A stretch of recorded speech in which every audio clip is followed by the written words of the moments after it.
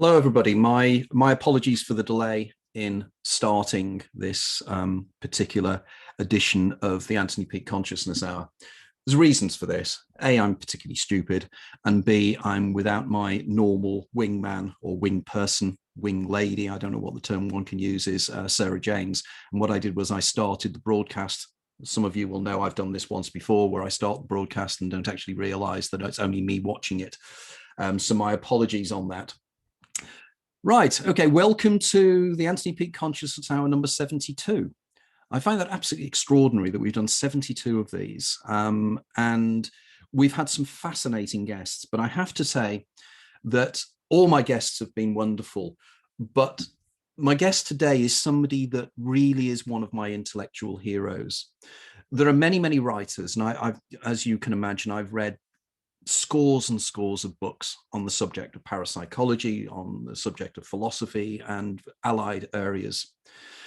But there is one writer that really reflects my own values in the approach to the extraordinary. And this is Professor Stephen Braude. Now, I first came across Stephen's work around about 9 or 10 years ago when I was doing a regular commute from Merseyside down to the southeast of England, where my wife had got a new job and we were relocating, and our house was delayed in terms of sales. So I was traveling down, either driving or I was catching the train or the bus. And one day I decided to catch the bus, and I had a very early start. And I'd taken a library book with me that I'd acquired called The Gold Leaf Lady. And this was written by Stephen Braude. And I have to say that I read that in one session and I absolutely adored it. And the reason I adored it was this was somebody who was approaching the phenomenon of the extraordinary in a very rational, sensible, logical, consistent way. And I guess this is because Stephen, by background, is a philosopher. So he takes rational logic to its extreme. And it's so important in our field that we have people who are doing this, people who are looking at the facts and evaluating them in an objective way. And I know it's a much used phrase, but the phrase, let's be as open-minded as we can, but not as much as our brains fall out. And I find it very frustrating. There are many books dealing with psychic phenomenon and everything else, but they're just a regurgitation of cases. Stephen is different. Stephen turned around in his work and will ask, well, you know, we are seeing this observed phenomenon, but what's its mechanisms? How does it work scientifically? How does it work logically? How does it work rationally? And this is of profound importance as we move forward in this fascinating field of human experience. Now, I'll tell you a little bit about Stephen now in terms of his background, because he has a fascinating background as well. So tell you a little bit about him. Stephen Braude is Emeritus Professor and former Chair of Philosophy at the University of Maryland, Baltimore County. He's a past president of the Parapsychological Association, editor-in-chief of the Journal of Scientific Exploration, which is an exceptional magazine, by the way, and journal, and the recipient of numerous grants and awards, including a fellowship from the National Endowment for the Humanities and the prestigious F.W.H Memorial Medal from the Society for Psychical Research. His earliest research was in logic and the philosophies of language and time. After that, he shifted focus to the evidence for psychic phenomena to see if it could provide new insights in traditional problems in the philosophy of science and the philosophy of mind. He also turned his attention to hypnosis and multiple personality, writing extensively on the unity of consciousness, psychopathology, and the nature of mediumship or channeling.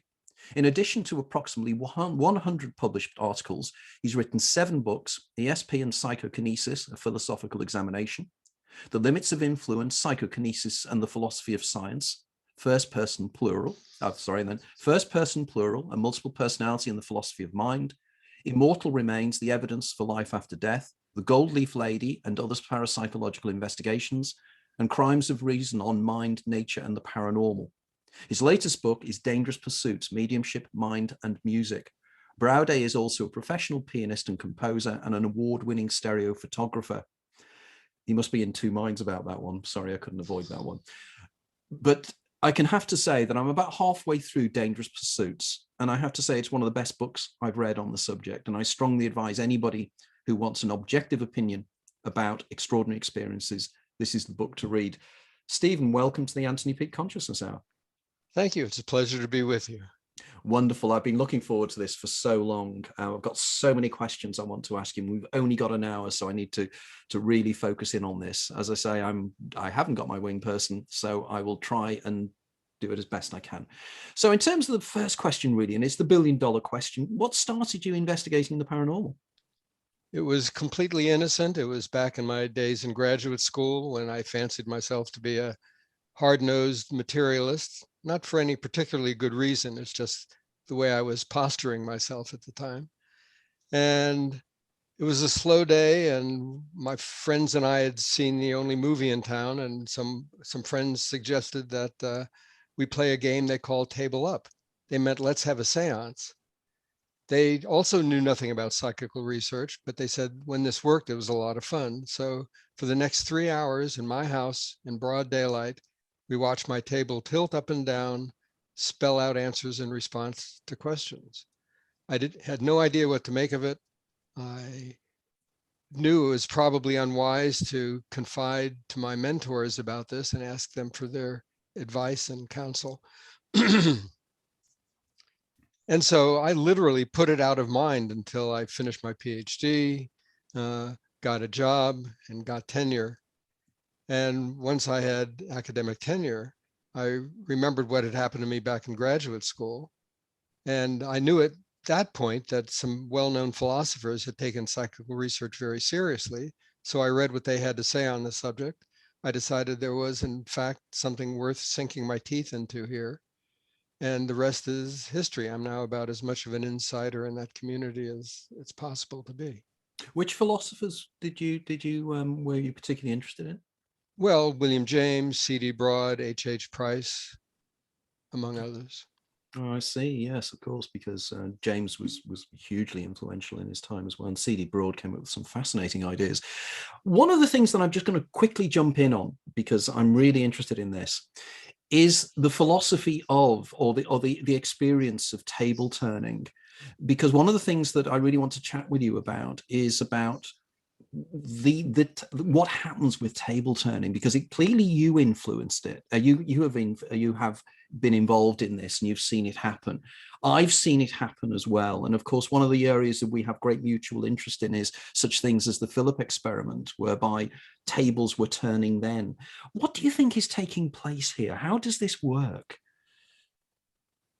Well, two things I would say about that. I mean, there are, of course, many who think that it's the action of discarnate individuals, disembodied spirits, working through living human organisms to affect the table. Another option, of course, is that it's human beings who are doing it.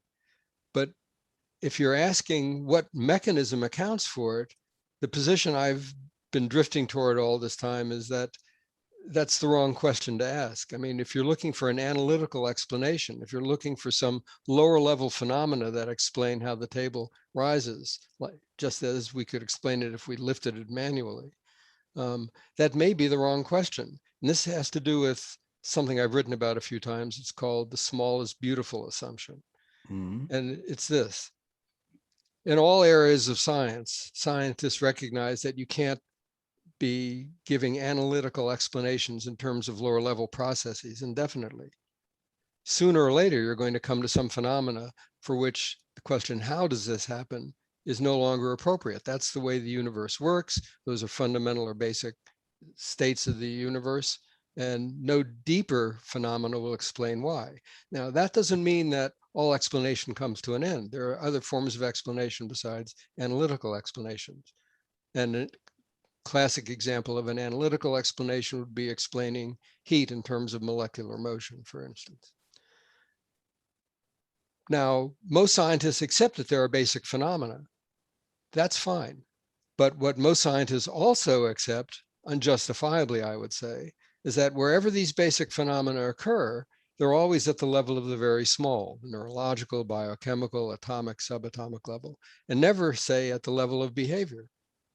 Now, I think for reasons in the philosophy of mind, anti-mechanists have shown that you can't explain behavior in terms of lower level processes, no matter what the hardware description is. And so that opens the door for saying that first of all, not all questions of the form, how is phenomenon P possible, are legitimate. Some things just are possible, and nothing deeper will explain why. And I would say that's probably what we're going to need to say about PK and ESP, that there is no underlying mechanism to identify, that these are fundamental regularities in nature. There may be other forms of explanation that account for them, covering law explanations, explanation by analogy, among others. So I'm not sure that the how does it work question is a legitimate question in these cases, even though it's sorely tempting. Because we are tempted to do that, aren't we? Yeah, and effectively, I'm thinking back to, in terms of quantum physics and the old diktat, shut up and calculate, which was the idea that because we cannot understand what actual processes are in terms of quantum physics, the idea is all we know is the mathematics works, but we still can't explain the actual what is going on here. And I think that probably this can be applied in a similar way. And it seems that somehow, is it the mind? Is it to do with the fact that human consciousness in some way can affect the reality external to itself, or is there more to this? And I think this is why mediumship and its associated phenomena really demand more of us to understand it. Just because it doesn't fit in with our present scientific paradigm doesn't mean it doesn't happen. It's very bad logic just to assume I cannot explain it, therefore it doesn't exist, which is crazy. And I think this is what you're trying to do. So in terms of your career thus far, which kind of cases are the cases that you've focused in on? I've tended to stick with PK because it's possible to video the phenomena. And in that realm, I've tried to avoid poltergeist cases or hauntings where the phenomena are sporadic. I've tried to, I work in the philosophy department, and it shouldn't come as a surprise to you that the philosophy department at the University of Maryland didn't have provisions in its budget for paranormal case investigation. So I had to use my finances wisely or ride on media's coattails. And so I focused on people who seemed to be able to produce or be associated with these physical phenomena on a fairly regular basis, just to maximize the opportunity of catching something in the act. Very interesting. And it's something that I want to very much jump into, probably, is your work with Kai Muwegi. Is that how you pronounce it? Muwegi? Muga. Kai Muga, because you focus on very much, I've read a number of your academic papers on him, and also on your latest book, which you have 2 chapters on the work with him. Can we focus in on this? Because we only have an hour, and I think we have already, I'm deciding we have to have you back for a longer period.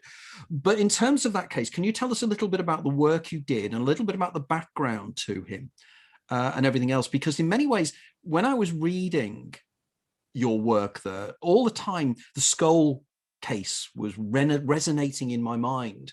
And effectively, the way he claims he has these controls, there's Hans Bender and everything else, and the group of people behind Hans Bender. And I was almost immediately, do you know you will obviously know, Imperator and Rector, the Stanton Moses cases as well. And there seems to be a lot of parallels there as well. So can you tell us a little bit about this fascinating work you did with this German gentleman? Well, Kai's an interesting guy. I like him personally. He originally started with a group of other people. They called themselves the Felix Experimental Group. And Kai had been experimenting with PK phenomena for some time. And they've initially were just working with table turning kinds of phenomena. And then it evolved into something more focused on Kai, where he started morphing into doing cabinet seances and producing ectoplasm. Can you explain channeling. what a cabinet seance is? That's where the medium confines himself or herself in a closed off area. It could be curtained off area, ostensibly to gather up the energy necessary for manifesting phenomena. Unofficially, it could also be a place for perpetrating various kinds of fraud. Okay. Okay, pray continue. So once Kai became the focus of this, he started moving into establishing a career for himself as a kind of mediumistic guru, and actually was able eventually to move from very modest digs in an apartment building to a very fancy condominium. So he's been very successful at this, which has its good and bad points. So I think, let me be very clear, I think Kai's the real deal. I think he does have some PK abilities. I've seen him, I've been draped all over him in a 4-limb control while objects moved at a distance well out of his reach or behind me where there was no place for anybody to stand. I've experienced table levitations with Kai. And what I'll say about the table levitations is that they feel different kinesthetically and tactily from what happens when somebody pushes the table up, because you can feel the force of the table going up when somebody's lifting it. But when it levitates, it feels buoyant, feels weightless. Interesting point. And the most impressive levitations I've had with Kai, unfortunately in darkness, we weren't able to record them. The table would be aloft for at least 20 seconds, swaying back and forth to the rhythm of the music that was playing in the background. Now, we did have good video of what was going on under the table with the legs of all the sitters, and there was nothing there that looked even remotely suspicious. So I found those table levitations particularly interesting. Because they, in many ways, they, again, you know, they remind me of the early 1970s Toronto experiment in the Philip case. And I've seen, and no doubt you've seen it as well, the TV program where they reproduced the table and the table levitation on a TV program. So clearly there's something very interesting about this phenomenon. But Kai also, as a physical medium as well, generates what seems to be voluminous amounts of ectoplasm, for want of a better term. So what do you think is happening there? How is, and exactly one of the things that's always intrigued me is what exactly is ectoplasm? What do we believe it is? And how has it become such a part and parcel of the standard processes of physical mediumship? I'm not sure who the first materialization medium was, but at some point the idea caught on that mediums could produce this kind of substance that would take shape and resemble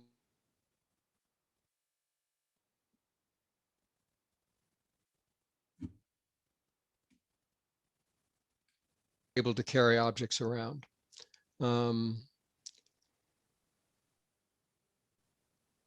The problem with Kai, I mean, in the best cases of mediumship where mediums produce ectoplasm, the mediums would subject themselves to various kinds of rigorous controls. Like Eva C., for instance, subjected herself to full cavity searches. She would also drink blueberry syrup ahead of time to make sure that she wasn't regurgitating the stuff that came up, because it would have been stained if it had been. Now, in the case of Kai, I did do a strip search on several occasions with him. I did not do a full cavity search. That was not part of my philosophical training. So I didn't feel very comfortable doing that. Surprise, surprise. So we were able to, Kai was willing to subject himself to various decent controls in a series of seances that I describe in Dangerous Pursuits that we held in Austria in a farmhouse that belonged to my videographer. The seance room was padlocked. I had the key. It was examined very carefully. The cabinet was examined minutely. I did a strip search of Kai. He had eaten shortly before the seance. And he had also had some black tea to drink, iced tea. And even then, he was able to produce material pulled out of his mouth. There are some pictures in Dangerous Pursuits. Fell on the floor. Sometimes I've seen it appear to breathe and objects protrude out of it. The problem is that since we didn't do a full cavity search, And also, since Kai refused to subject himself to what would have been even more convincing controls, like being sewn into a one-piece suit or having boxing gloves sealed to his hands so he couldn't extract things from some hidden cavity. There are still two options that remain. One is the regurgitation hypothesis, and the other is the rectal hypothesis. And we can't rule out the rectal hypothesis because there was, in fact, a famous Hungarian medium whose modus operandi was to stash things in his rectum. I suppose the issue is, isn't it, that, you know, extraordinary claims need extraordinary proofs. You know, the old diktat of Marcello Trui. But effectively, one of the things that, when I was reading your review of it, both in your academic paper and in the book, was that he shoots himself in the foot in many ways, doesn't he? Because effectively, if this is a genuine phenomenon, why does he not subject himself to greater controls? And I'm reminded, for instance, as you quite reasonably say, you know, there is this this Halloween stuff, this Halloween spray or whatever that's available that could be reproduced, couldn't it? Could be used in that way. Yes. And not only that, but we know that Kai bought a huge amount of it, a kilogram of cobweb. And Kai shoots himself in the foot in other ways too. I mean, he'll say things like, you can't touch the ectoplasm because it might hurt the medium. Nevertheless, the ectoplasm, when he pulls it out of his mouth, it falls on the floor. So why doesn't the contact with the floor hurt the medium? And to make matters even worse, we have actually caught Kai cheating. So we know he cheats on some occasion. It seems unlikely that he would have studied only the one trick that we were able to document. So Kai makes things difficult for himself. And when I confronted him about all this, what he said to me very revealingly, he's a very smart guy and he chose his words very carefully. He said, I can't ever admit that I cheated, which isn't the same thing as saying I never cheated. He doesn't want to alienate all those fans who consider him to be a mediumistic guru. It's very seductive. But that's the major problem, isn't it? That I've always, because I've worked with mediums myself in the past, and I have to say I've never witnessed anything that has surprised me or in any way made me believe that what they're doing is actually genuinely real. But there seems to be the issue of whether they can do it when they're asked to do it. I just lost your sound. Oh, sorry. Okay, am I back now again? I just lost your sound. Am I okay now? Yeah. Okay. The issue of reproduction, you know, the idea that if you're earning a very good living, you might be able to do these things, but you can't control them in the way you would like to believe. And I would use the analogy of hypnagogia. You know, you see hypnagogic imagery. The moment you try to control the hypnagogic imagery, you lose the ability to hold it. And I wonder if this is what happens with individuals like Kai. You know, they have these abilities. I think, as you say, what's the term they use it? Partial mediumship or half mediumship? There's a technical term for it, isn't there?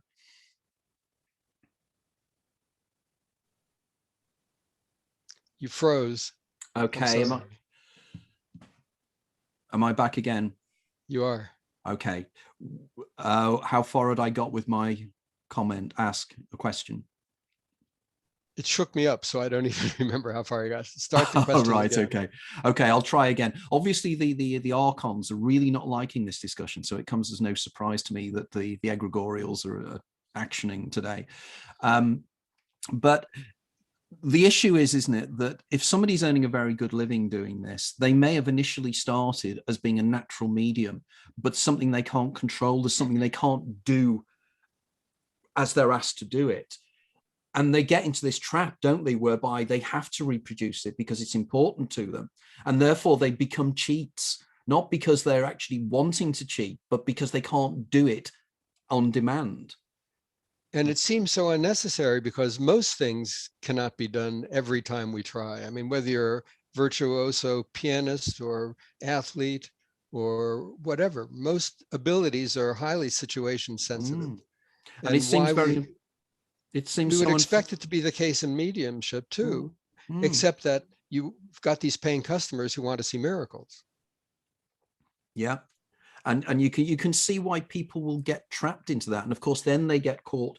The skeptics then have a go at them, which means that probably that kind of very balanced issue they have, in order to get into the right psychological state, they can't do because they're panicking, and they're thinking about other things.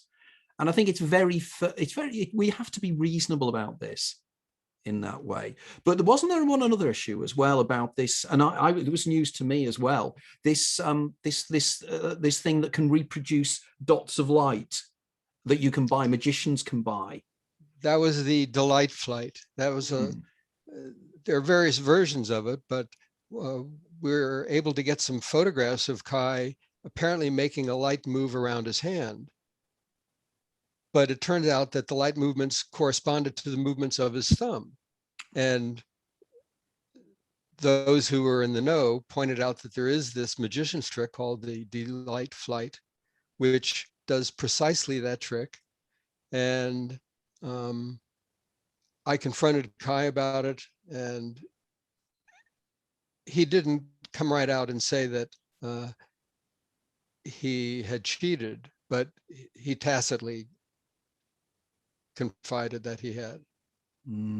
It makes life so difficult for us, doesn't it, in many ways, because it's the kind of thing that the skeptics just love, and think, oh, we're being incredibly naive and everything. It's not a question of naivety. It's a question of being objective, and sort of understanding human behavior as well.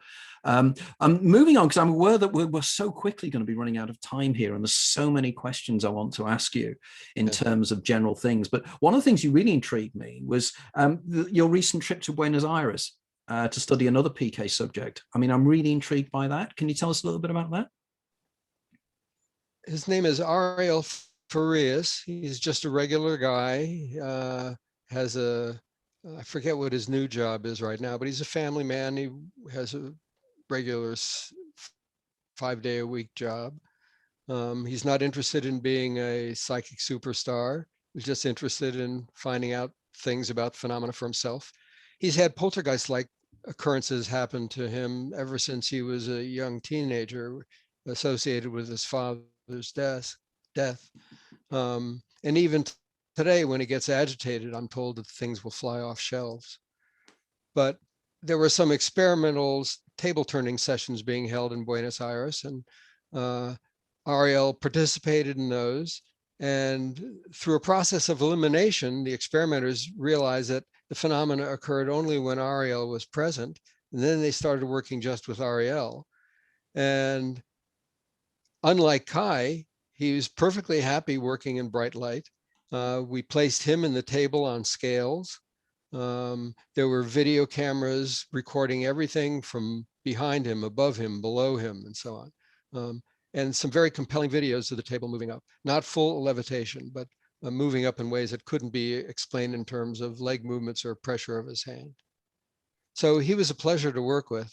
There were 2 articles written about Ariel in the Journal of Scientific Exploration. That's well worth checking out, I think, because this is, again, maybe the smoking gun we've been looking for, which I think is so important. One of the things that, again, something I'm interested in or I'm fascinated by is dissociative personality syndrome, multiple personality syndrome, whatever we want to call it. And people who know my work will know that it's a central part of my concept of the Damon Eidolon dyad. I was wondering your interest in this area. Can you tell us a little bit about, because you've written a whole book on this subject. So what do you think is going on in terms of that? Do you think, what it intrigues me as to what you make of that? Well, the reason I got into it in the first place was that at some point, after having written a couple of books on the paranormal, I knew that someday when I was more chronologically challenged, I would write a book on survival. And I also knew that cases of multiple personality looked, in many respects, similar to what happens in cases of mediumship, when alters switch from one to another and so on. So I figured it was important for me to brush up on the history of hypnosis and psychiatry and psychopathology and dissociative disorders. And what I discovered is that most of the people who are writing on survival don't know anything really worth mentioning about dissociation. So the work in survival is very superficial in that respect. But I was also interested in the topic of multiple personality because frankly, it's extraordinarily interesting, raises questions that intrigued me about the nature of psychological explanation generally. And I was able to work very closely with clinicians and got to know some multiples very well, even had one living in the house for a time. Really? Did you witness the multiple personalities manifesting? Oh, yes. And she was even kind enough to demonstrate some of the subtle differences between them. So, I mean, multiples don't usually want to be identified as such. They will do whatever they can to disguise the switching process. They could turn away or clear their throat. And some of the differences between alter identities are very subtle. One might gesture largely with the left hand, the other might gesture largely with the right hand. They might have different ways of altering their inflection at the end of sentences. It doesn't always have to be histrionic, dramatic differences between different alters. Yeah, because I remember many years ago some fascinating case. The Billy Milligan case leaps to mind, and also Sure. many Faces of Eve and everything else as well. And one of the things that really intrigued me was the description that one of them made. There's a kind of a light, and the alter personality moves in and goes underneath the light in order to get the attention and the control of the physical body in one way or another. And this tells us many things, but of course we know, don't we, that we all are different personalities at different times. It's just more extreme than this. Because one of the things, in terms of this, you pointed out your interest in survival after death, and one of the things I know that you've said is that there are difficulties in terms of the whole survival argument. And again, I know I'm rushing you through because there are so many themes here we could really drill into. It's like Christmas for me. This I've got the opportunity of somebody I really admire so much, and there's so many questions I've got. But what's your opinions on the whole survivalist argument, and where do you think the philosophical issues lie, or the philosophical challenges lie? Well, let's see. The way we have several options in trying to explain evidence suggesting life after death. One would be to try to explain it away if we're not opting for the survivalist explanation. One would be to try to explain the phenomena in terms of what I call the usual suspects. That would be hidden memories, fraud, malobservation, and so on. Clearly, the best cases can't be explained away in terms of the usual suspects. So we have to go to the unusual suspects. And these would be various extreme, rare psychological capacities, such as we see in prodigies, savants, geniuses, and so on, and under hypnosis as well. And maybe prodigious memory, amazing mnemonists and so on, like Luria's subject C or Yeah, S. amazing.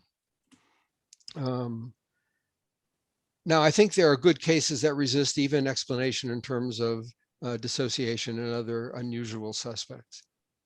That leaves one really difficult unusual suspect, and that is living agent psychic functioning. Living agent psi that manifests in a way that suggests erroneously that the phenomena are being caused by discarnate spirits.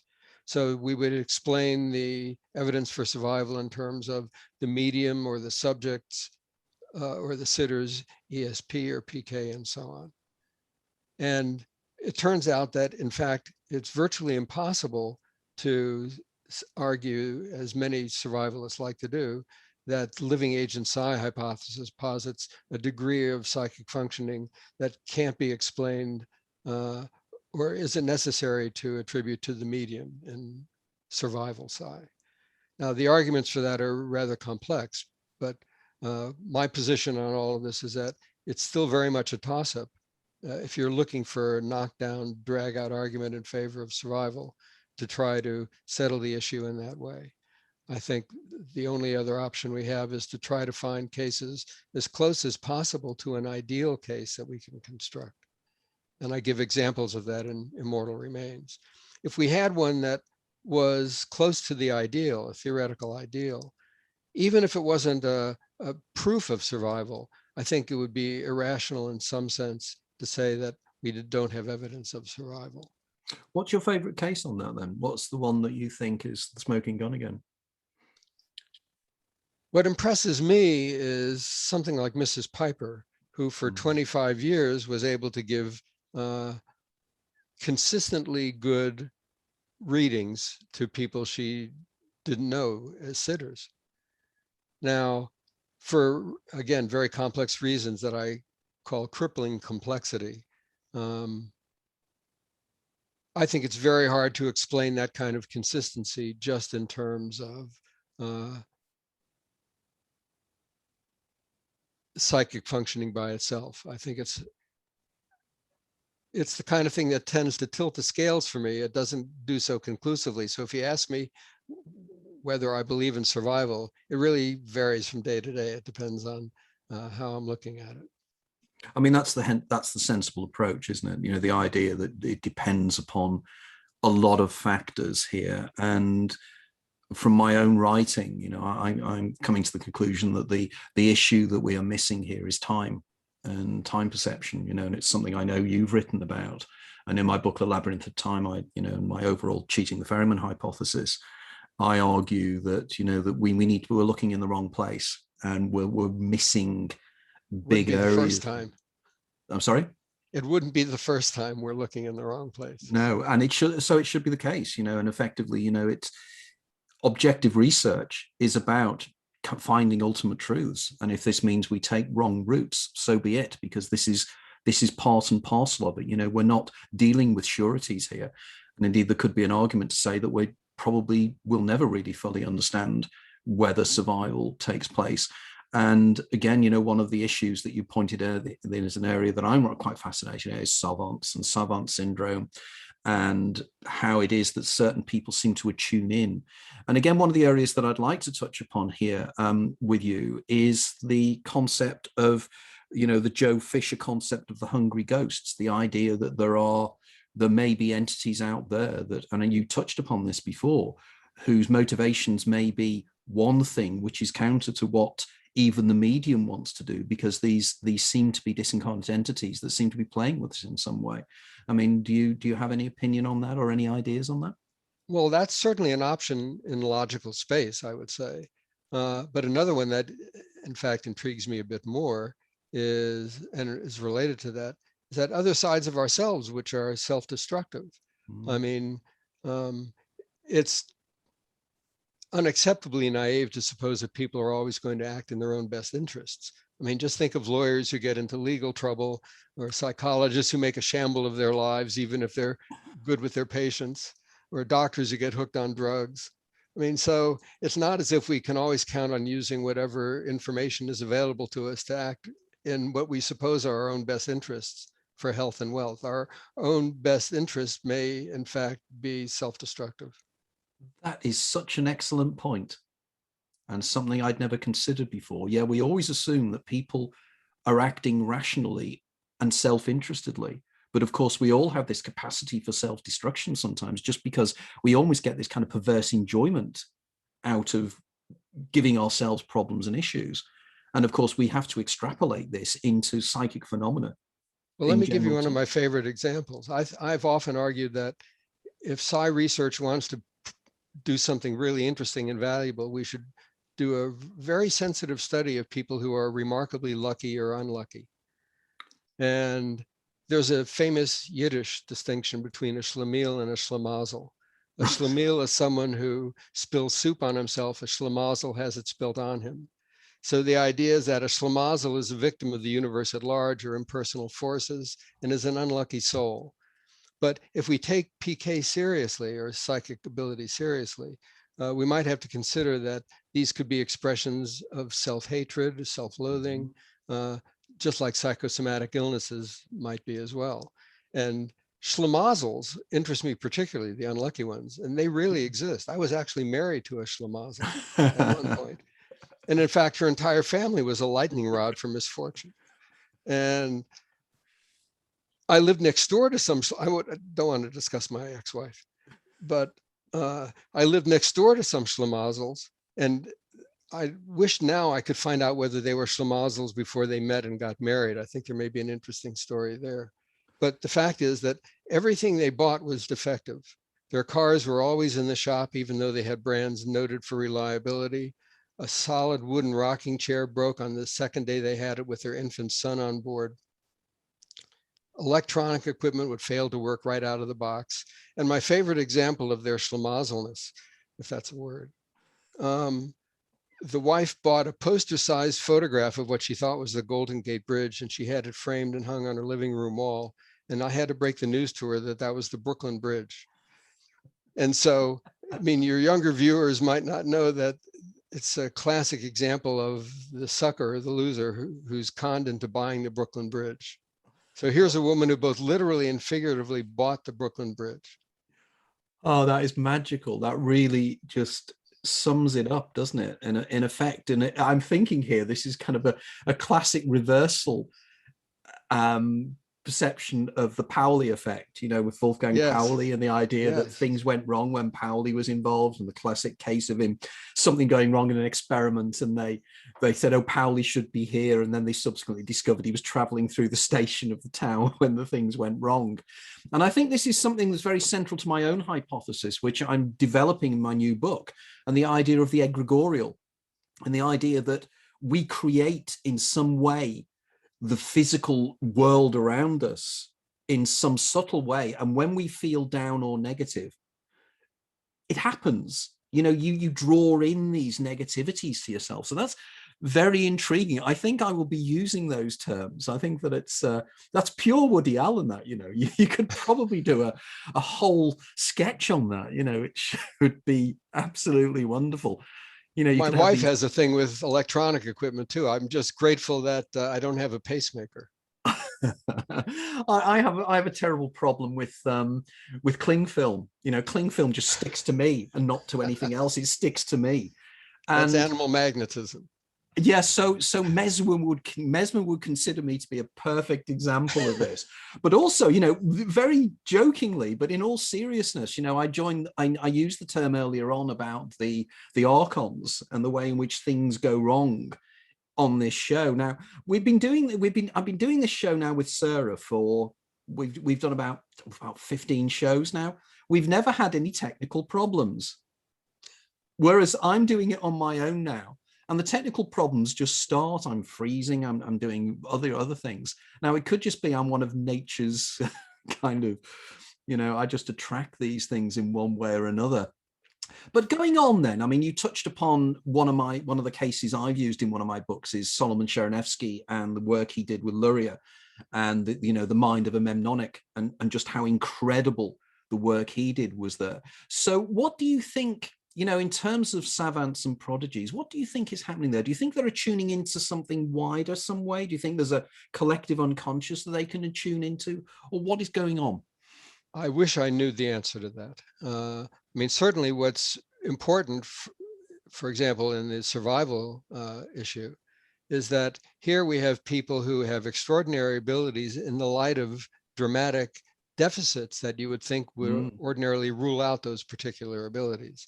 So when you have a musical savant who's spastic until he sits down at the piano, or calculating savants who can factor any number you give to them but can't add the change in their pocket, I mean, it's just not clear what's going on there. And I think until we understand the nature of human abilities generally, not just these exceptional ones,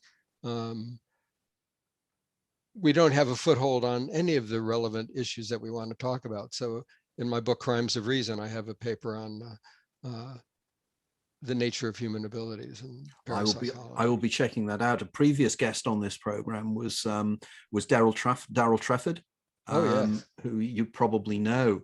And Daryl, you know, when he was doing work with my similar name, Kim Peake, you know, and again, the same point you just made, you know, Kim could do all extraordinary things. He could mirror read, he could do all these things, but he couldn't tie his own shoelaces. So there is this incredible mismatch, but there seems to be almost, and I'm wondering here in one of the hypotheses I'm developing at the moment, I'm very much interested in the work of a guy called Andrew Bloor, and he has some work on the idea of the neuronal pathways, and it's not neuronal pathways within the brain, it's the astroglial network. And the astroglial network within the brain can communicate non-locally, in which case there's almost instantaneous memory taking place here. And I just wonder whether there's some kind of work that could be done on this in the future. And funnily enough, then, in terms, now you're going to love this in terms of synchronicities, but I live in a town called Crawley. And this afternoon, we went for a walk around a place called Worth. I've just now used the term Worth. And of course, one of the things that you're really fascinated in is the case of Patience Worth. Yes. So maybe can you give us the worth of Patience Worth towards the end of our discussion? Wow. Well, the medium in this case was a woman named Pearl Curran, a Missouri housewife in the early part of the 20th century.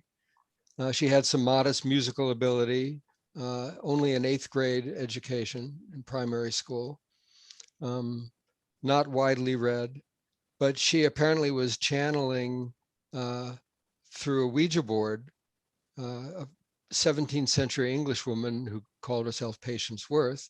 The communicator didn't give many details about her life so that we could confirm that there was a Patience Worth. I tried very hard to do that, didn't succeed.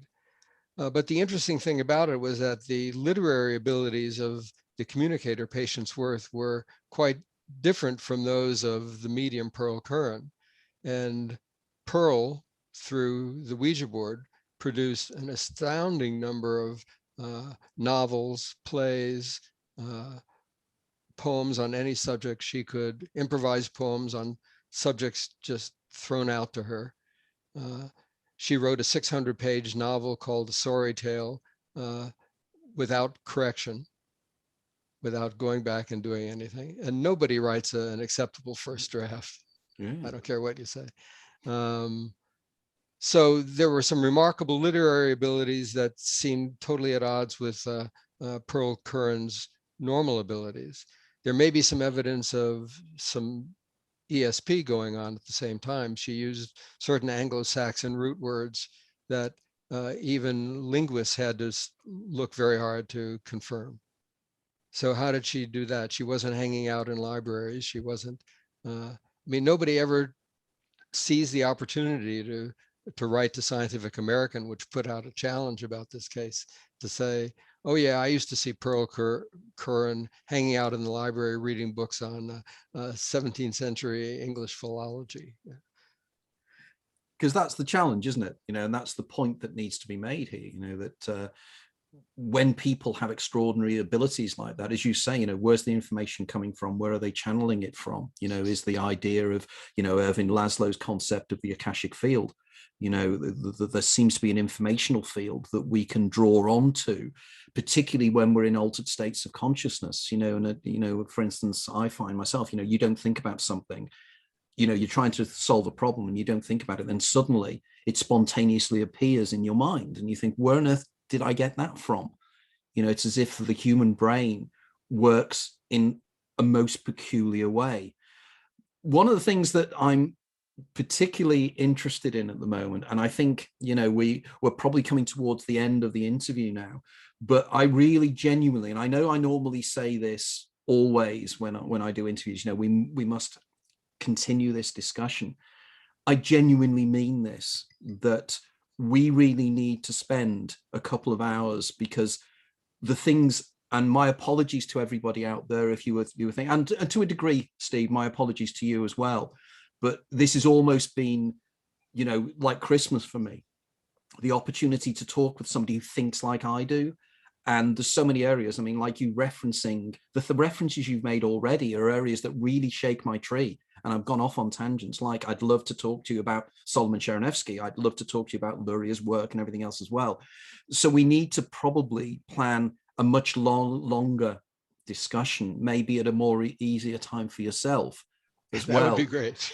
Because I am aware that, by the way, guys, Steve is over in Las Vegas here, and clearly, it's not so easy for him, for both of us in many ways, in terms of timings. But we need to do a much more exhaustive discussion on so many areas. I want to talk to you about your ideas on things such as I say, the Philip experiments and everything else as well. And a lot of the areas I've written about, from reincarnation to near-death experiences and everything. So there's so many things here.